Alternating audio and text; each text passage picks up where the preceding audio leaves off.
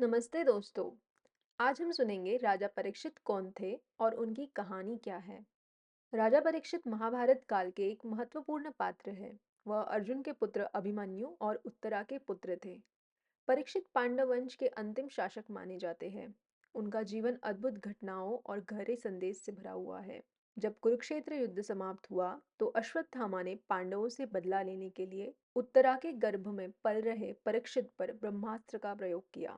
भगवान श्री कृष्ण ने अपनी दिव्य शक्ति से परीक्षित की रक्षा की और उसे नया जीवन दिया। श्री कृष्ण ने इस बालक का नाम परीक्षित रखा, जिसका अर्थ है जांचने वाला। यह नाम इसलिए दिया गया क्योंकि गर्भ में उन्होंने भगवान श्री कृष्ण के दिव्य स्वरूप को देखा था और जीवन भर उसका अनुसरण करते रहे। राजा परीक्षित अपने दादा युधिष्ठिर के बाद हस्तिनापुर के राजा बने। उनका शासन धर्म, न्याय और सत्य पर आधारित था। उनकी प्रजा बहुत सुखी और समृद्धि थी। परीक्षित ने अपने राज्य में धर्म और सत्य को प्राथमिकता दी। वह अपने शासन काल में अधर्म को समाप्त करने के लिए कड़े निर्णय लेते थे। परीक्षित के जीवन का एक महत्वपूर्ण अध्याय है कलयुग का उनके राज्य में प्रवेश। एक दिन राजा परीक्षित अपने राज्य का भ्रमण कर रहे थे। उन्होंने देखा कि एक व्यक्ति, जो कलयुग था, धरती माता को कष्ट पहुंचा रहा है। उन्होंने तुरंत उस व्यक्ति को रोक दिया और दंडित करना चाहा। कलयुग ने राजा से क्षमा मांगी और रहने के लिए जगह मांगी।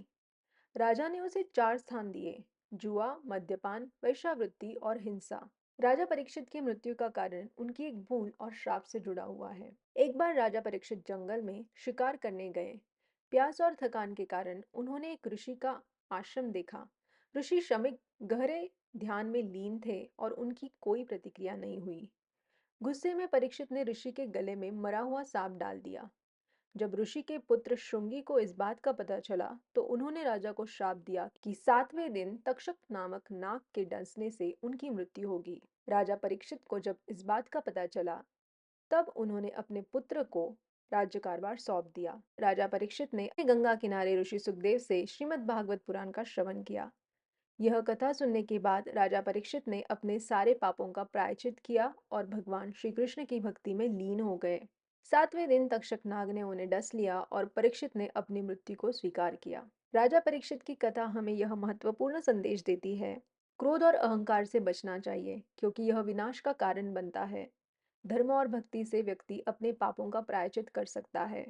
मृत्यु अटल है, लेकिन ईश्वर भक्ति से आत्मा को शांति मिल सकती है। परीक्षित की कथा में आध्यात्मिकता और धर्म का गहरा महत्व है और यह हमें जीवन के सच्चे उद्देश्य को समझने की प्रेरणा देती है।